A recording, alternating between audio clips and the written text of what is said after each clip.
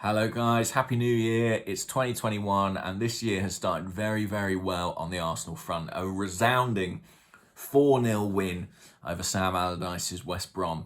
I don't think they're a great side by any measure. You know, they were heavily beaten by Leeds, but sometimes that can make a team more stubborn. Well, they had nothing to resist this Arsenal side, who look a completely transformed team from the one we saw just a matter of a couple of weeks ago now. It is incredible, I think, the role that confidence plays in all sport. I think almost especially in football, it feels like at times. And I do think that sometimes it's understated how big a factor that is. You know, we live in a world where there's a lot of emphasis on the analytics side or the tactical side, and I think those are very valid and hold a lot of sway, certainly. But I do think confidence really matters, and Arsenal played with such confidence in this game, particularly in the first half, the way they came out of the blocks. I mean, Bukayo Saka is a great example. I think this is the most confident I've seen Bukayo Saka look on a football field at Arsenal, and he's had a lot of good games. He's had a lot of brilliant moments. We all know how much ability he's got. I just thought from the first minute of this game, he looked like he was absolutely determined to beat his man, to own that side of the pitch, to be the match winner for Arsenal. He looked like a star. He did not look like a kid. He looked like a star. He looked like a leader. I thought he was on another level to every other performance we've seen him give. And people may disagree about that, or they may remember other more telling contributions, but I just thought almost every time he got the ball, he had the better of the people around him. He provided a threat. He, created an opportunity or took on a shot. And the personality is there to match the ability. And that's the really encouraging thing for him and his development. You know, I think I made this point previously, but we paid £70 million for a player to play on our right-hand side. You couldn't pay that money and hope for more than what Bukayo Saka has given us in these last few games. He's been sensational. And we're very, very lucky we have him. There were good things in 2020 and there were bad things in 2020 from an Arsenal perspective. Him signing a long-term contract, that was one of the very best things, one of the very most important things that happened to Arsenal. He's got his mate alongside him, Emil Smith-Rowe. I said going into the game, I thought it was important that 2 out of Martinelli, Smith-Rowe and Saka played. I just felt without that we would lose continuity. Smith-Rowe is Mr. Continuity, really. He creates partnerships all over the pitch. He has a great understanding, plays those easy 1-2s. His movement is very, very good. I think he's growing in confidence, growing in stature.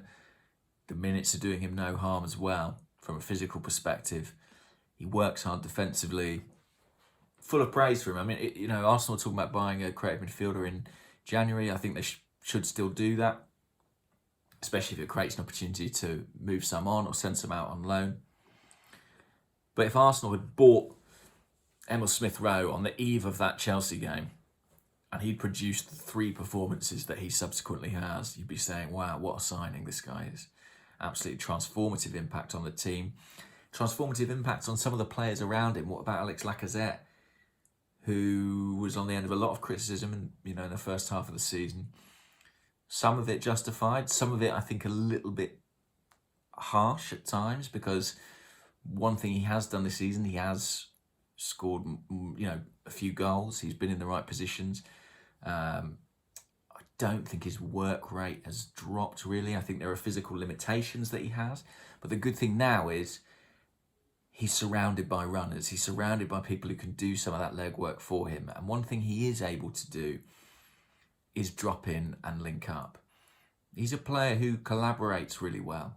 He's had good relationships in the past with runners, people like Aaron Ramsey who went beyond him.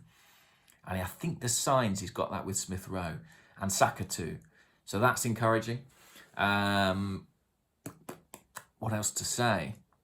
Kieran Tierney, the opening goal. I think Kieran Tierney must have watched the Old Firm derby and seen Celtic dominate and then get a man sent off and lose to Glasgow Rangers. And as a dyed-in-the-wool Celtic fan, he would have felt that, and he was absolutely determined to make an impact. So we talk about with this Arsenal team is, are they direct enough? Do they move the ball forward quickly enough? Kieran Tierney is forward all the time. I don't think there's an Arsenal player who has lost possession more than Kieran Tierney this season. I'd have to double check that. But I say that not as a criticism, but because he's ambitious in what he does. He knocks the ball past his man. He goes to get it. He got a goal out of that today. Beautiful goal. But one born of desire, determination to make things happen. I mean, if Kieran Tierney doesn't end up as Arsenal captain, I will, eat this sweatshirt. Remember it. It's got a tiger on it. I'll devour it. Raw. He's got that written all over him, and he's got a great career at Arsenal. Hopefully at Arsenal, if he wants it. Look, West Brom did have chances in this game. We gave up a couple of opportunities. They might feel they should have got a goal. I can live with that. Because if you have spells where you dominate and you convert those into chances and goals, that doesn't really matter. I think often we expect Arsenal to dominate entirely for 90 minutes, or, we're kind of looking for a perfect performance. There are many of those in the Premier League. What matters is that when you're on top, you convert that into leads, you convert that into goals.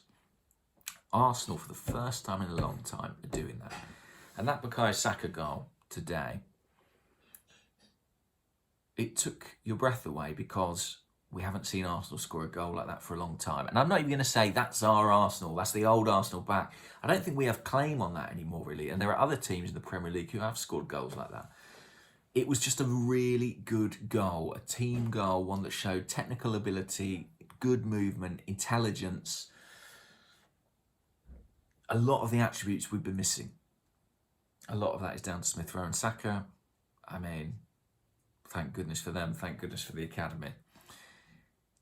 Mikel Arteta is fortunate that he has players of that calibre to work with, and he needs to look after their development, because they are key, they are the future.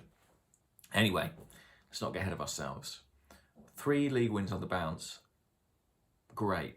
Exactly what we needed. Sets us up for a bit of recovery in the second half of the season. How far can that go? I don't know. We've lost a lot of games and dropped a lot of points. But at least it feels like we're on an upward trajectory again.